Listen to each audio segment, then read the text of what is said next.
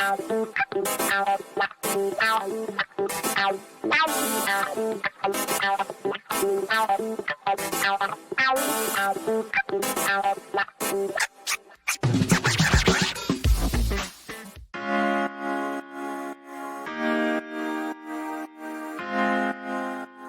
morning. I sincerely had a crazy moment because I was looking through all the images on my phone trying to find Stephanie before we came on the air. I'm like, where is she?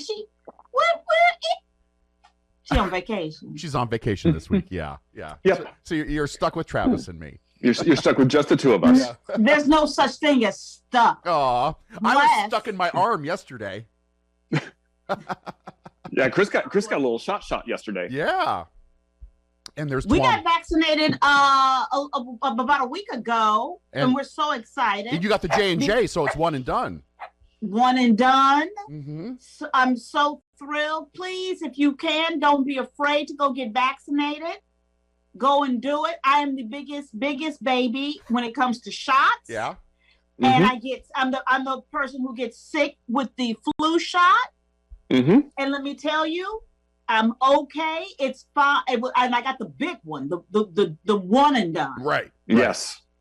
Yeah. Well, right now, I also want to say hi to Mama Bone because she is probably on her way. She's going to get a COVID test this morning because they found out there was an exposure at her post office. And so she's going, but she is, as of tomorrow, she'll be considered fully vaccinated. So even if there was the exposure, the good news is that she has been producing antibodies for well over a month now.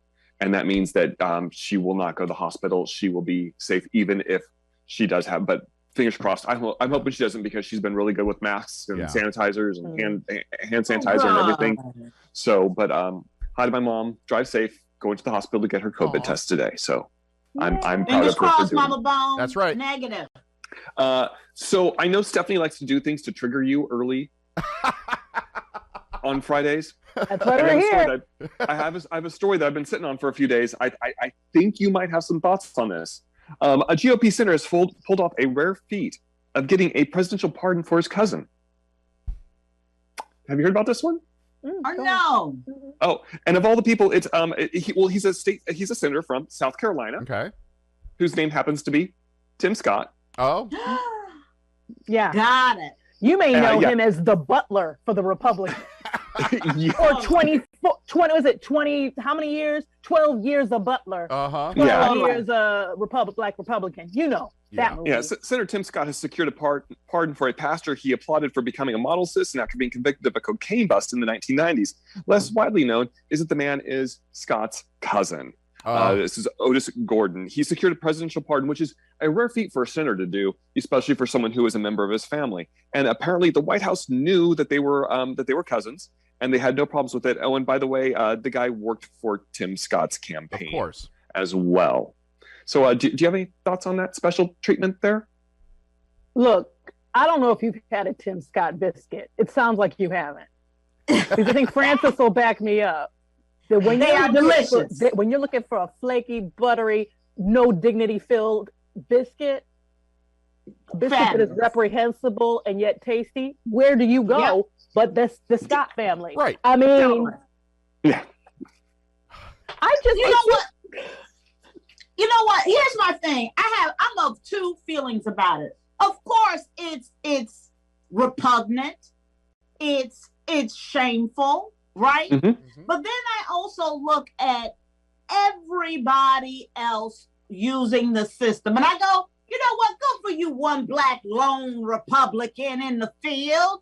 You're gonna abuse the system right along with your white brethren. Look at you. You've risen to the top. He's able to explain just like everyone else. Yeah. Exactly. Of a dung heap. You know, I seriously have nothing but loathing.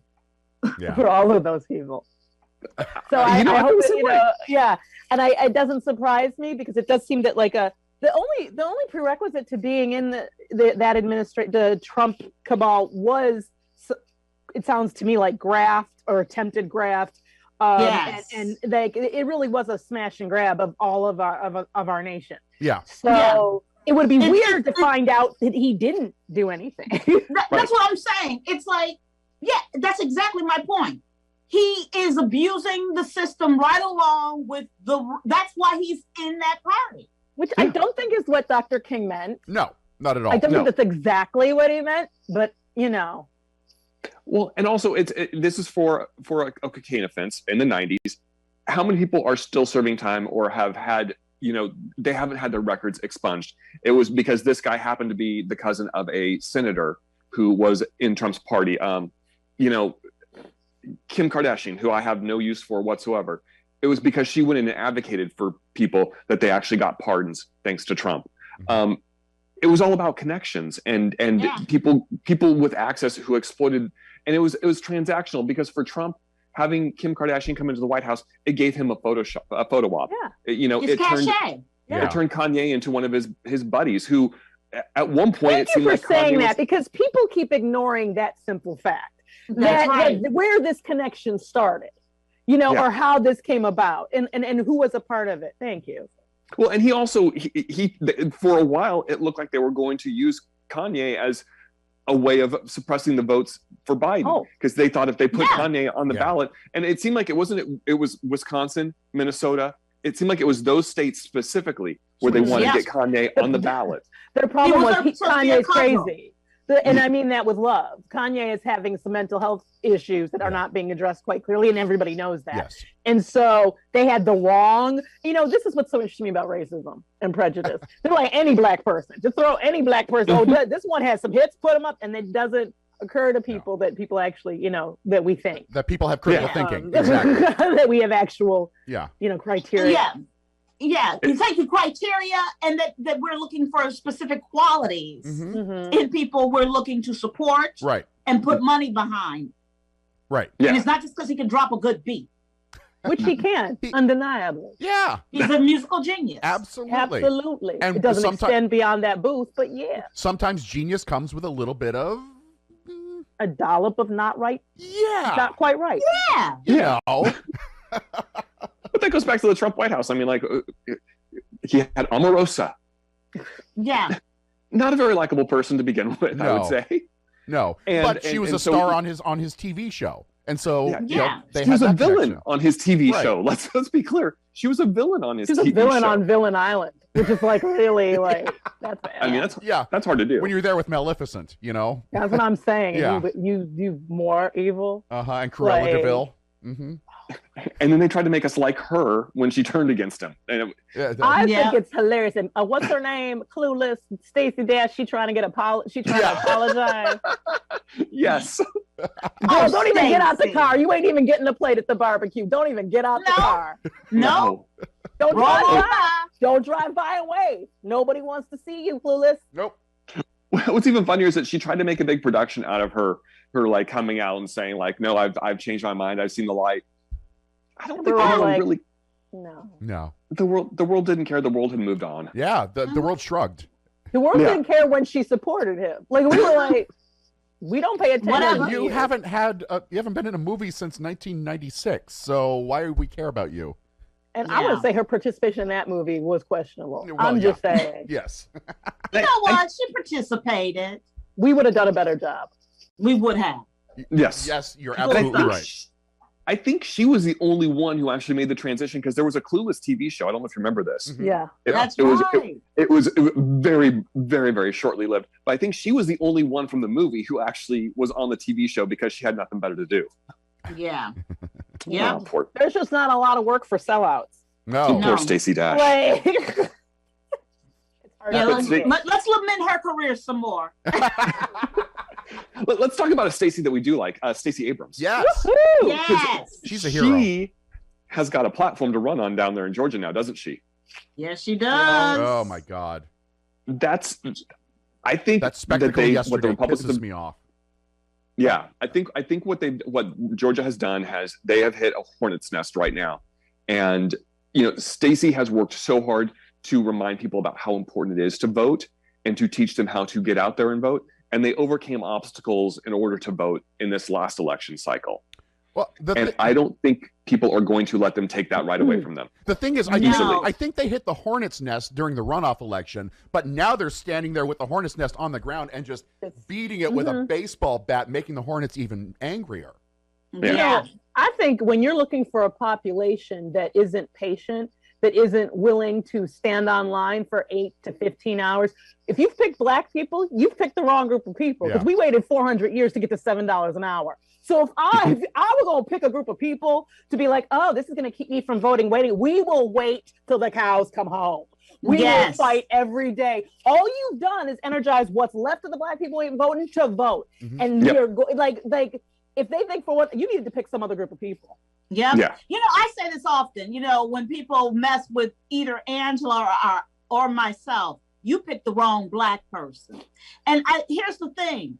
When they messed with Stacey Abrams, they picked the wrong Black woman. Because she won't even leave Georgia. You know how much pressure people put on her to run for Senate, to go do other things. But she's like, no, I'm not done. And she was right. She does need to work. She wasn't done. No. Yeah. And I think because she's already said that she's going to run for governor again against Kim. Yeah.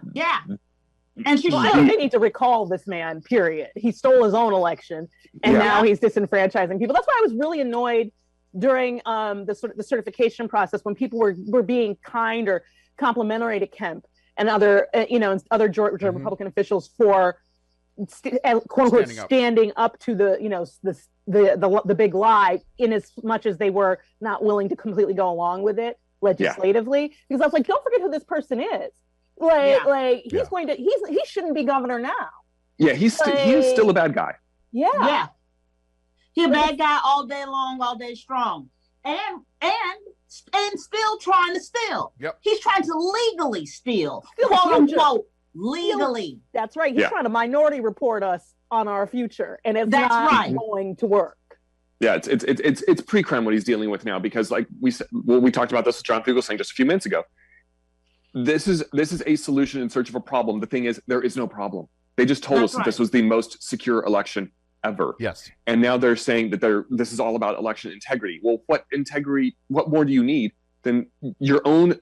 Things were recounted. State. I'm going to tell you what the integrity is. Their definition of integrity is keeping Black people from voting. That is an election for the GOP that is filled with integrity. It's a Black free vote. It has never been different since slavery. It's the same thing. No, for them, the reason this election was questionable is that we counted Black people votes and more Black people voted, and they didn't like that. Because they're not, I really don't believe there's a segment of the population that's dumb and is into confirmation bias and all that, and they believe that but I don't believe people like Mitch McConnell or Kemp or Raffensperger, all these people, I don't believe that they think for 1 minute there was actual fraud. They just don't want all those people voting, especially not Black people, because they know where those votes are going, because they're racist and because they enact racist policies. And now they're trying to keep this anger up, because the only way to keep white people, especially white working class and middle class people, in line is to keep threatening them that if Black people have rights, somehow you don't. The zero sum analysis, everybody needs to read The Sum of Us, okay? Because it is an amazing book. And she outlines in scientific terms how this lie, the idea that every time if Black people do better, somehow white people lose something, has permeated our entire voting system and this democracy since slavery. And that idea that if you see Black people doing better, that means that white people are doing worse. It's not true. No. We all are paying for this. Yeah.